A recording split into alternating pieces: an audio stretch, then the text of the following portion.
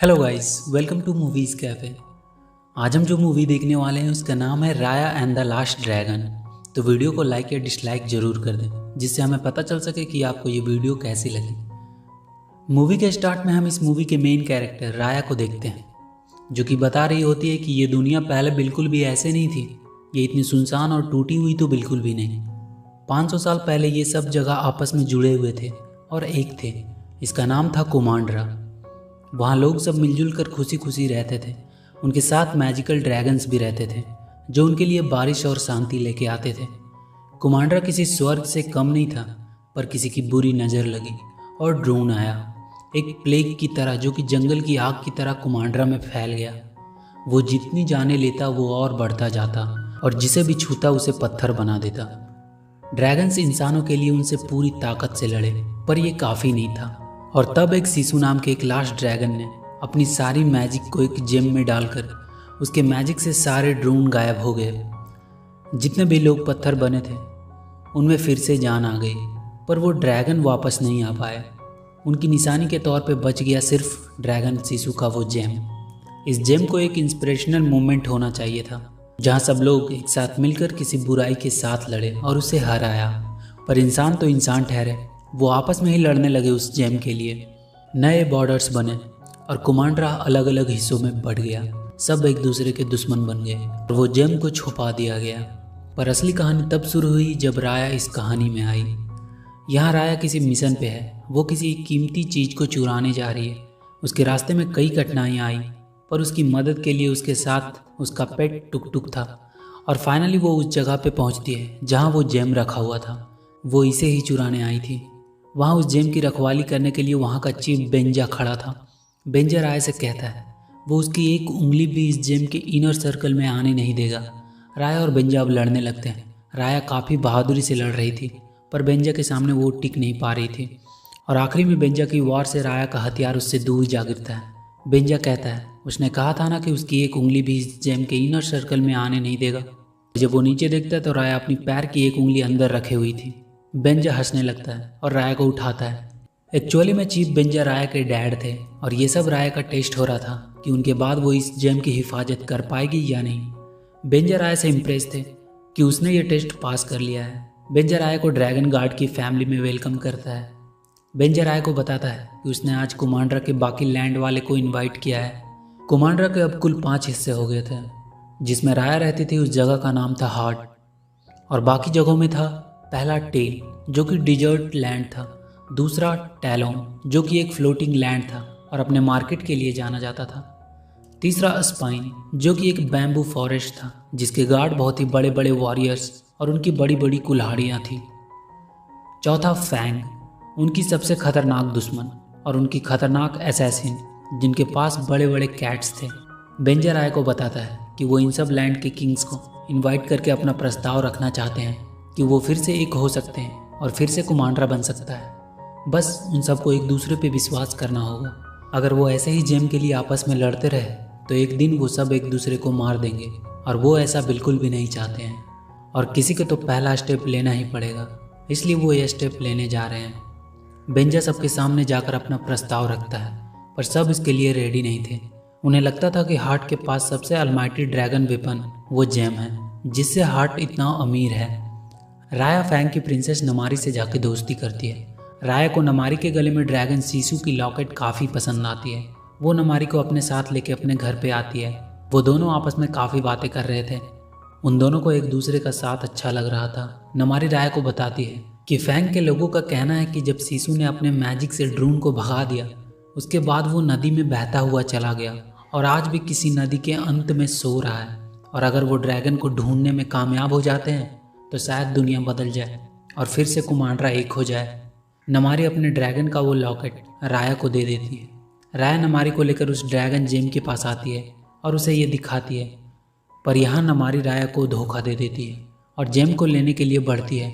राया उसे रोकती है, पर नमारी ऊपर आसमान में एक लाइट फायर करती है जिसे देखकर उसकी माँ को इशारा मिल जाता है। बेंजा भी ये देखकर समझ जाता है।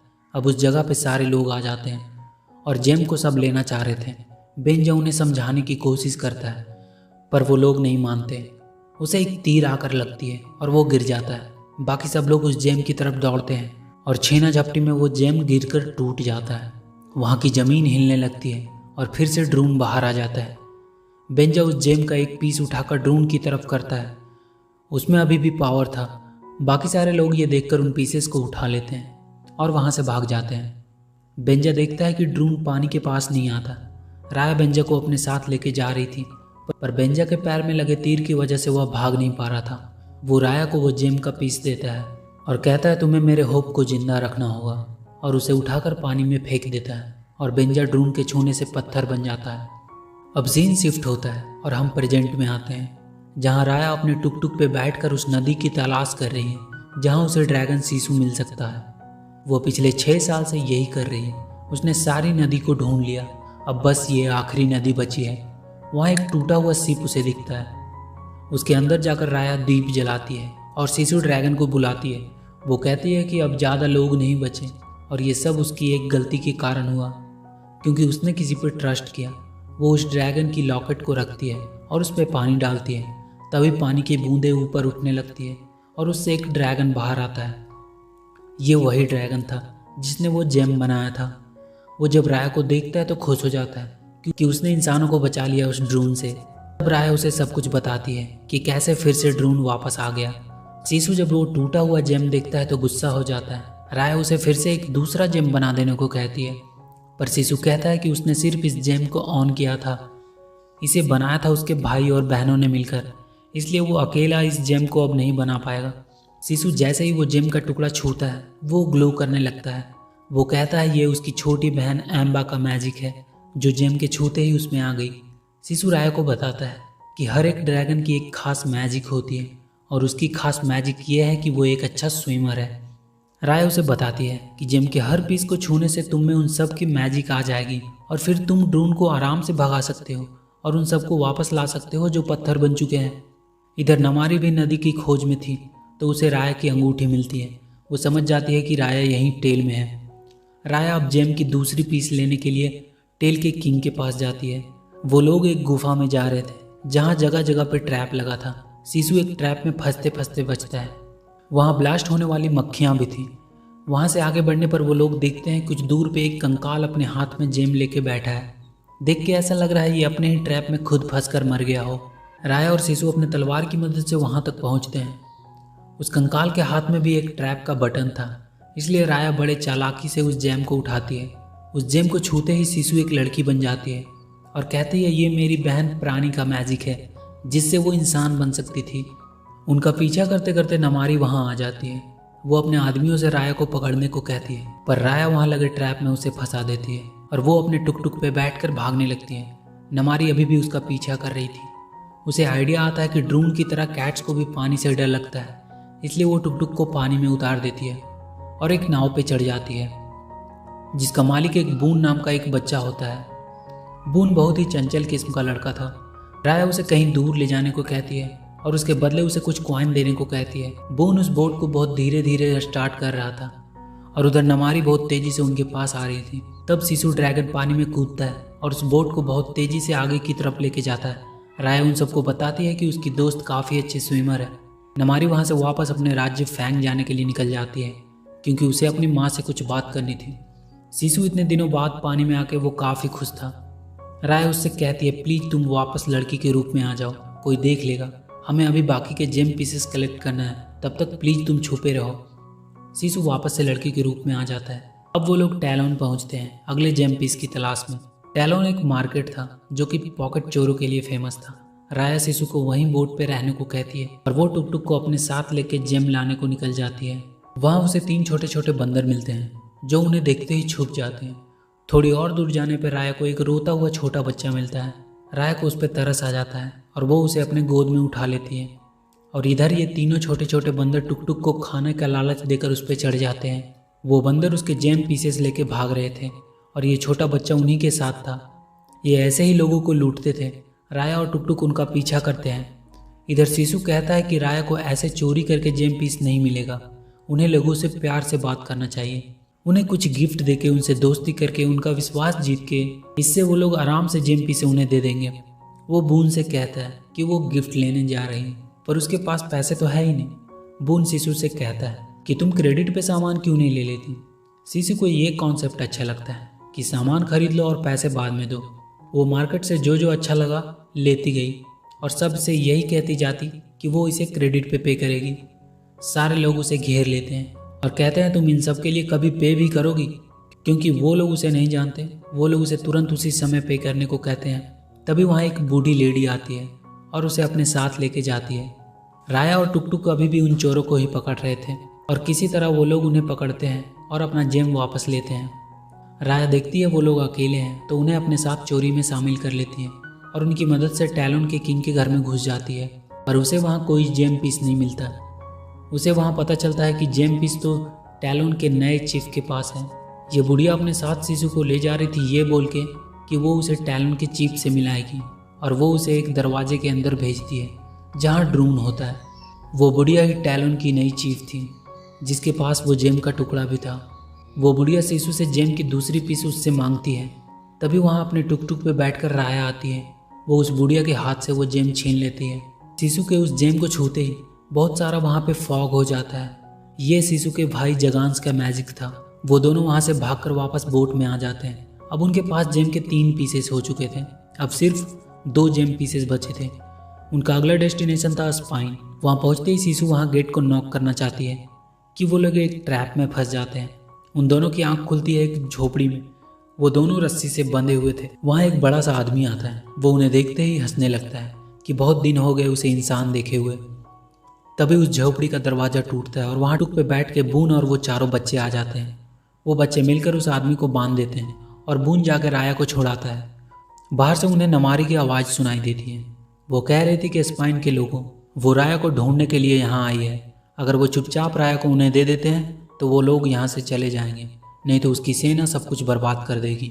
पर वो बंधा हुआ आदमी राया को बताता है कि वो अकेला ही है इस पूरे स्पाइन में। उसके सारे लोग पत्थर बन गए ड्रून से लड़ते लड़ते। राय उससे उसका नाम पूछती है। उसका नाम टोंग था। राय उससे मदद मांगती है और पूछती है कि कोई और दरवाज़ा तो होगा यहाँ से बाहर निकलने का। टोंग उनकी मदद करने को मान जाता है।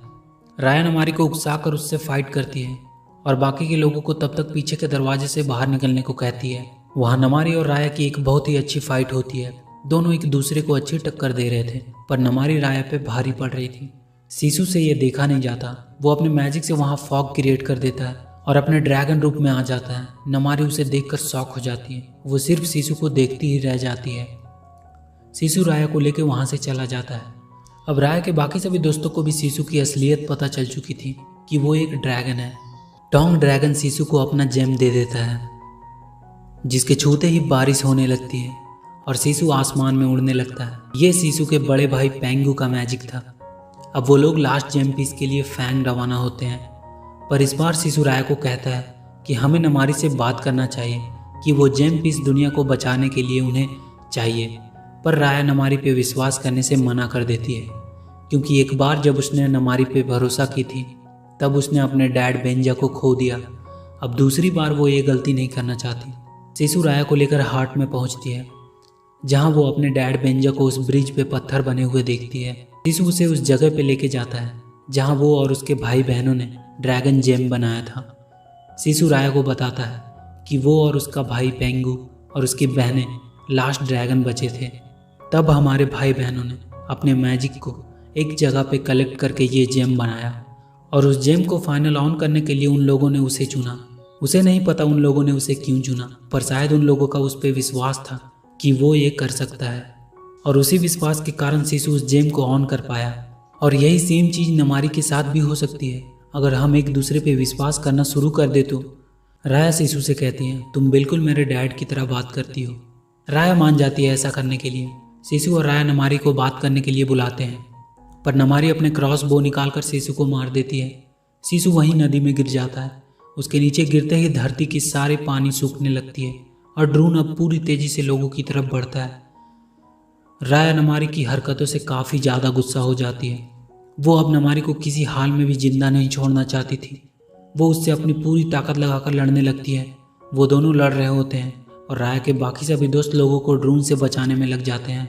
नमारी राया से कहती है वो कभी भी शिशु को मारना नहीं चाहती थी। वो तो सिर्फ अपने लोगों के लिए एक अच्छी दुनिया चाहती थी।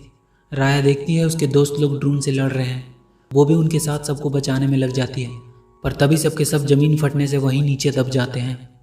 सबके पास जेम की एक एक पीस थी। राया सबसे वो जेम की पीसेस को मांगती है ताकि सबको फिर से जोड़कर एक कर सके। वो कहती है हमें एक दूसरे पे विश्वास करना होगा, हम सब साथ में मिलकर इस ड्रोन को हरा सकते हैं। सीसू भी तो यही चाहता था और राया अपना जेम नमारी को दे देती है और वो पत्थर बन जाती है। फिर बाकी सभी लोग भी अपने अपने पीसेस नमारी को दे देते हैं और पत्थर बन जाते हैं। नमारी पहले तो वो सब पीसेस को लेकर भागने जा रही थी, पर वापस मुड़कर सबको देखती है जिन्होंने उस पर विश्वास किया कि वो सब कुछ ठीक कर सकती है। नमारी सारे पीसेस को एक जगह पे जोड़ कर रख देती है और वो भी उन लोगों के साथ पत्थर बन जाती है। कुछ देर बाद उस जेम से एक लाइट निकलती है और सारे ड्रोन को भगा देती है।